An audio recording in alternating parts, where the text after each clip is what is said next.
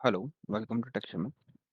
Last session में हमने देखा था कि हम किस तरह से पीएफ से डेटा रीड करते हैं with the help of star low level and high level.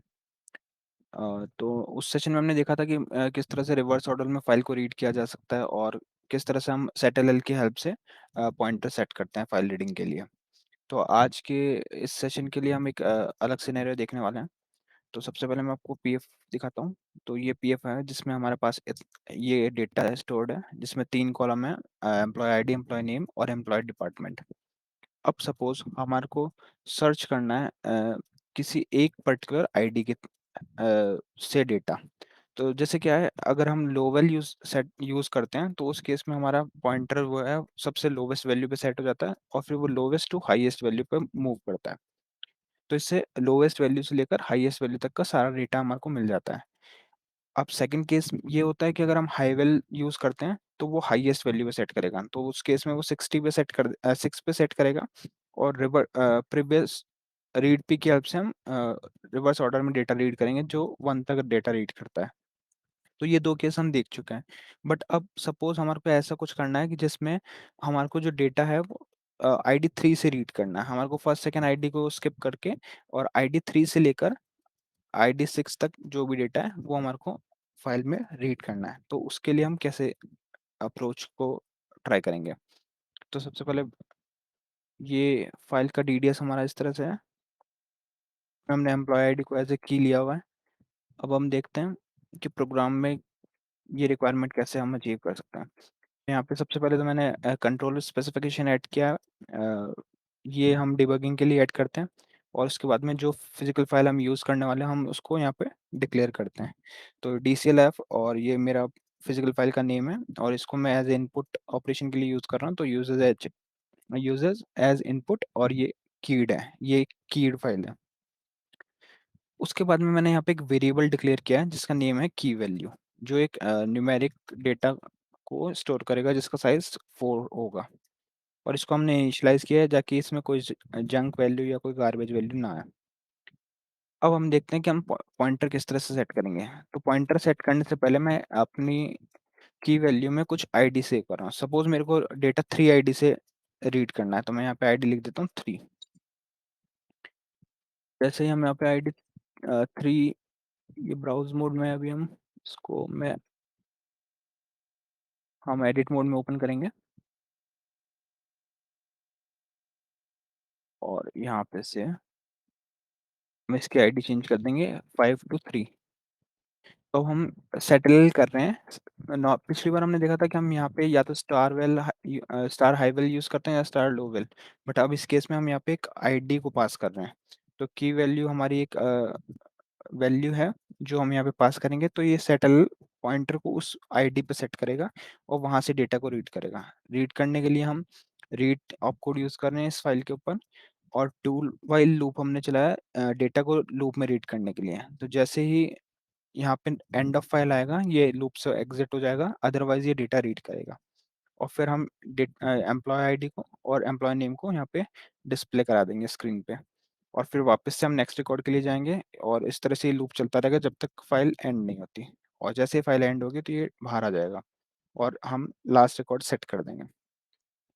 तो हम चेक करते हैं इसको, कंपाइल करता हूँ। 14 कंपाइल हो चुका है। तो अब हमारा पीएफ डेटा के अकॉर्डिंग हमने आईडी 3 पे सेट किया, तो 3 4, फिर ये एक और 4 है ये आएगा, फिर 5 और फिर 6। तो इस तरीके से हमारे को डेटा मिलेगा। अब हम चेक करते हैं इसको कॉल करके। तो ये पहला आईडी आया 3 का नेम, फिर 4 और इसी ऑर्डर में ये लो टू हाई की फॉर्म में चलता है और आपको लास्ट रिकॉर्ड तक डेटा शो कर देता है। तो ये तो हमारी एक रिक्वायरमेंट थी कि हम किसी भी पर्टिकुलर आईडी से अगर हम डेटा को रीड करना चाहें तो वो किस तरह से कर सकते हैं। अब हम एक और यहाँ पे एक पॉइंट आता है कि अगर सपोज हमारे को ऐसा कुछ करना है जिसमें हम इस फिजिकल फाइल से वो सारा डेटा रीड करेंगे जिसकी एम्प्लॉय आईडी 2 है। तो हमें सिर्फ वही डेटा फाइंड आउट करना है जिसकी एम्प्लॉय आईडी 2 है। तो यहाँ पे कितने रिकॉर्ड्स है जिसकी एम्प्लॉय आईडी 2 है? 1 2 3 एंड 4। तो इन 4 रिकॉर्ड को रीड करना है। तो इसके लिए हम एक और ऑपकोड को यूज करते हैं जिसका नेम है रीड ई।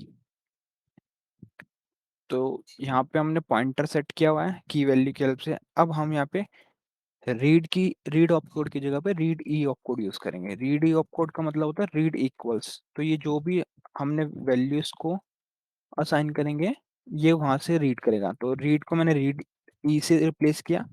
अब इसमें हम एक और पैरामीटर पास करते हैं और इसको वैल्यू देते हैं। तो यहाँ पे ये की हम इस पे स्पेसिफाई करते हैं कि रीड इक्वल्स किसके इक्वल है। तो ये रीड करेगा तो किस वैल्यू से इसको इक्वल चेक करना है। तो हम यहाँ पे वैल्यू देंगे की वैल्यू। और इसी तरह से हम रीड ही नीचे वाले पे भी की वैल्यू। इसको वैल्यू चेक करने की वैल्यू के इक्वल है। जो हमने की वैल्यू में वैल्यू स्पेसिफाई की हुई है ये उसको उस फाइल में सर्च करेगा और सिर्फ वही डेटा हमारे को फाइंड आउट करके देगा। तो मेनली इसने सेटल किया हुआ है की वैल्यू पे। तो अभी हमने आईडी 3 ली हुई है। तो इसको अभी हम चेंज कर देते हैं 2, क्योंकि हमें वो डेटा निकालना है जिसकी एम्प्लॉय आईडी 2 हो। तो इसके मल्टीपल रिकॉर्ड्स हैं तो यहाँ पे मैंने 2 किया है। अब ये पॉइंटर सेट करेगा की वैल्यू पे और फिर उसके बाद में रीड ही करेगा की वैल्यू के थ्रू और एक लूप चलाकर सारा डेटा हमारे को टू उन एम्प्लॉयज का दिखाएगा जिनकी आईडी 2 है। इसको कंपाइल करते हैं,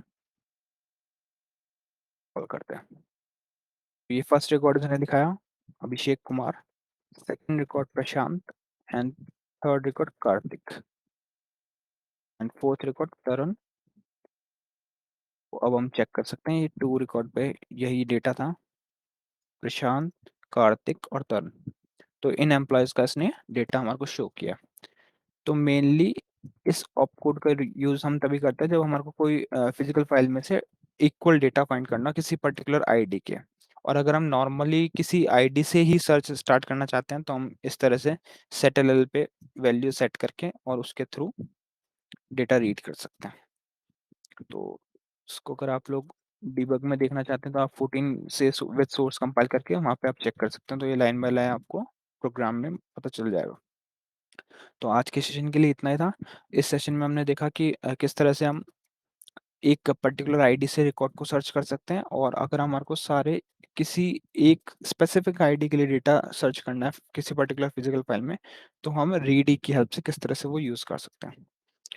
तो आज के सेशन के लिए इतना ही था। नेक्स्ट सेशन में हम कुछ और रीडिंग ऑपरेशन ट्राई करेंगे और कुछ और ऑपकोड्स के बारे में देखेंगे। So thank you for watching Tech Sharma.